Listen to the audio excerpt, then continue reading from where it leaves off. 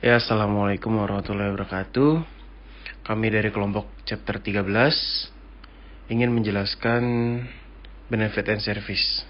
Sebelum itu, kami beranggota 5 orang.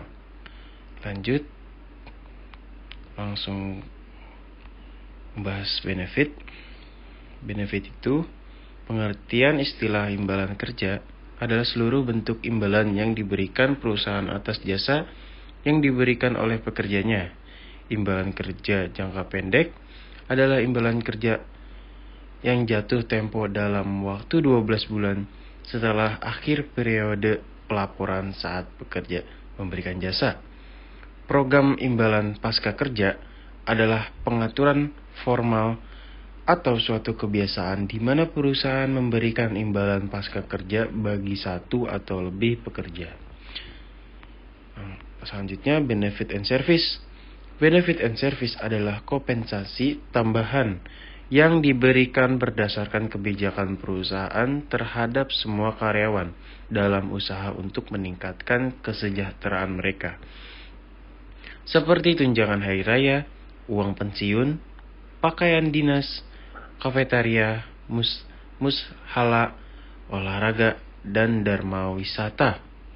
Selanjutnya ada mandatory benefit. Manfaat wajib bagi manfaat yang diwajibkan dalam undang-undang. Menurut Modi No 2015 yang termasuk dalam mandate benefit adalah jaminan sosial, kompensasi pekerja, kompensasi pengangguran, dan family and medical leave act. Selanjutnya ada jaminan sosial. Program asuransi sosial yang menyediakan perlindungan sosial atau perlindungan terhadap kondisi yang diakui sebagai kondisi sosial seperti kemiskinan, jaminan di hari tua, cacat fisik, pengangguran, dan lainnya. Yang B ada kompensasi pengangguran. Asuransi pekerjaan menyediakan pembayaran bagi karyawan yang kehilangan pekerja bukan karena kesalahan yang dilakukan. Di negara-negara maju, pekerjaan umumnya memiliki benefit ini. Selanjutnya ada kompensasi pekerja. Kompensasi pekerja menyediakan tingkatan perlindungan finansial bagi karyawan yang mengeluarkan biaya karena kecelakaan atau penyakit yang terjadi yang berhubungan dengan pekerjaan. Yang selanjutnya ada family and medical leave act. Digunakan untuk perusahaan swasta yang memiliki 50 atau lebih karyawan dan seluruh pegawai negeri berapapun jumlahnya. Memberikan cuti hamil sampai dengan 12 minggu yang juga diberikan kepada pekerja untuk merawat pasangannya atau anggota keluarganya yang menderita gangguan kesehatan serius. Voluntary benefit. Manfaat sukarela merupakan manfaat yang biasanya akibat dari keputusan sepihak. Manajemen ini beberapa perusahaan dan dari negosiasi manajemen dengan serikat pekerjaan.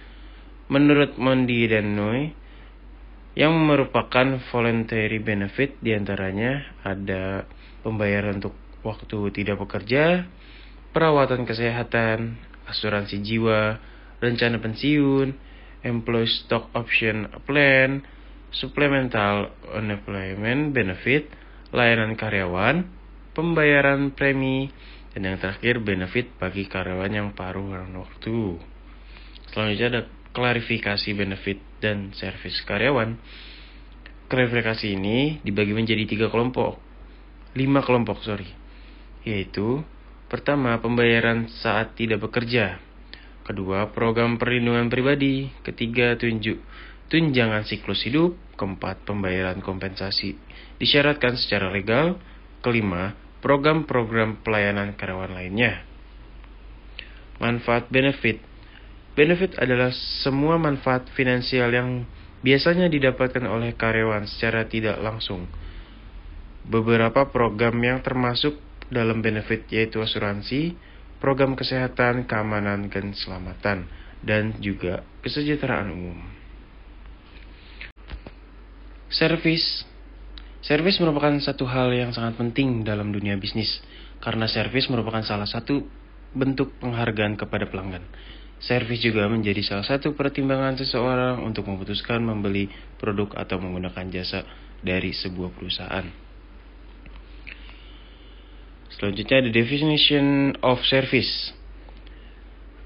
Ahmad Sutardi dan Endah Budiasi, service adalah setiap kegiatan yang diperuntukkan atau ditunjukkan untuk memberikan kepuasan melalui pelayanan yang diberikan seseorang secara memuaskan.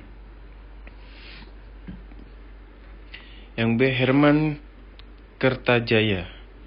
Servis merupakan sebuah paradigma dari orang-orang yang dalam sebuah perusahaan, tidak peduli apakah sebuah perusahaan yang menghasilkan produk atau servis, untuk selalu memberikan best value pada pelanggannya.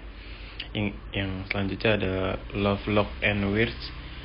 Meskipun servis seringkali memasukkan komponen take plus yang penting, komponen ini bersama-sama dengan personal yang ahli menjadi kombinasi yang dominan dalam rangkaian value creation untuk menciptakan kinerja jasa. Peran dan fungsi servis. Pada dasarnya servis dibangun untuk mempermudah pekerjaan personal dan juga mempermudah karyawan mendapat layanan saat bekerja. Strategi pengelolaan SDM dengan servis. Mengidentifikasikan kebutuhan juga berkaitan dengan budget perusahaan. Itu artinya, perusahaan bisa memutuskan apakah saat ini perusahaan memerlukan sistem servis atau tidak. Jika karyawan Anda masih sedikit dan terkontrol, menggunakan servis malah akan menjadi beban bagi Anda. Strategi pengelolaan SDM dengan servis. Memberikan pengetahuan atau pembelajaran kepada setiap karyawan, baik karyawan lawan dan karyawan baru, sehingga setiap karyawan dapat meningkatkan kemampuan yang dimiliki. Faktor fleksibel dalam bekerja. Untuk bekerja yang sulit menyeimbangkan waktu antara pekerja dan kehidupan pribadi, kadang baginya waktu akan sama penting dengan uang. Bagi perusahaan, work flexibility dapat mengunci strategis untuk menarik dan menahan pekerja yang paling bertalenta, karena menurut penelitian terdapat kolerasi yang kuat di antara keduanya. Conclusion. Benefit dan service adalah kompensasi tambahan yang diberikan berdasarkan kebijaksanaan perusahaan terhadap semua karyawan dalam usaha untuk meningkatkan kesejahteraan karyawan. Karyawan merupakan aset penting dalam kelangsungan hidup perusahaan. Karyawan sangat berpenting dalam perusahaan karena jika tidak ada karyawan, maka perusahaan tidak akan dapat berjalan lancar. Mungkin sekian dari kelompok kami.